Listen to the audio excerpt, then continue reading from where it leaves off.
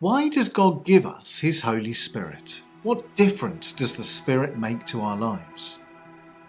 What a few weeks Jesus' disciples had experienced in the run-up to that first Pentecost Sunday. Entering Jerusalem with Jesus to a hero's welcome, seeing him arrested and falsely tried, the people of Jerusalem turning against him, then seeing him being crucified and dying an agonising death. And then they ran away, only to hear about the resurrection, and then came face to face with Jesus again. And then the Ascension into heaven. They must have been so emotionally exhausted. And now they gather together for Pentecost, an ancient Jewish festival. And perhaps they were looking forward to the stability of a religious festival they knew well.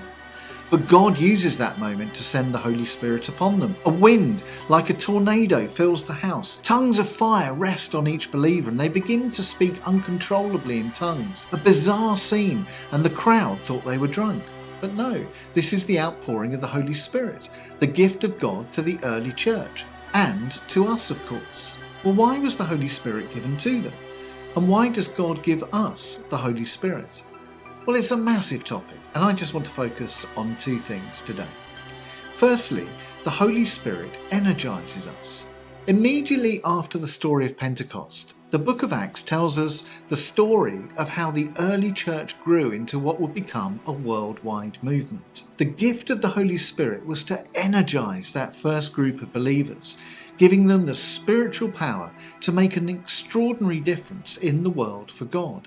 And so the Holy Spirit energizes us today. In Genesis, God breathed the breath of life into Adam to energize him to live for God. When Jesus met the disciples in the upper room after the resurrection, he breathed on them and said, "Peace be with you," and energized them for discipleship. The Holy Spirit is the breath of God, breathed into all believers, including you and me, so that we can be energized in our walk with God. Well, it's one thing to feel energized for the mission of the church, but we do not have the strength in and of ourselves to undertake such a massive work of transformation. But it is the Holy Spirit who empowers us for the task.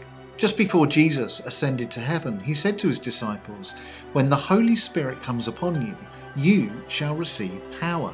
The church, and we as individuals, are empowered by God for the work of mission.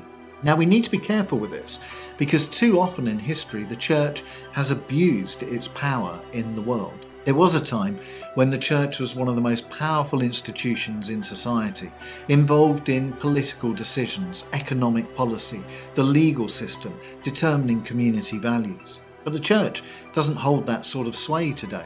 Perhaps that's actually a good thing. The church cannot have or demand power just because it's the church and it has money and influence. Christ did not promise that the Holy Spirit would give that sort of power to the church. Power, yes, but not that sort of power.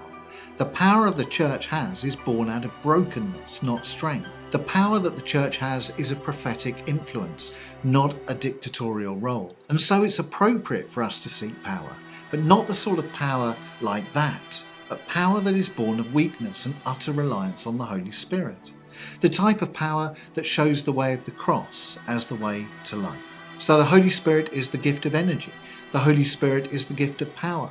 But crucially, the gift of the Holy Spirit is ultimately a gift not just to the church, but to the whole world. Yes, we are energized, but so we can fruitfully engage in mission. Yes, we are empowered, but so we can draw people by our example to the cross. And ultimately, through the Holy Spirit, we are given a message to proclaim, so that the whole world will receive the good news of Jesus Christ. So we want to be a Pentecost church, a church that is empowered for mission, a church that has good news to bring to the world. That is the spirit of Pentecost that we celebrate today. And that is the spirit we are called to embrace in all our activities, the spirit of energy, the spirit of power, the Holy Spirit of God. We want to be a Pentecost church. We want to know the power of the Holy Spirit among us. And so we open ourselves to the Holy Spirit and we ask him to bless us so that we can be a blessing to those around us and beyond.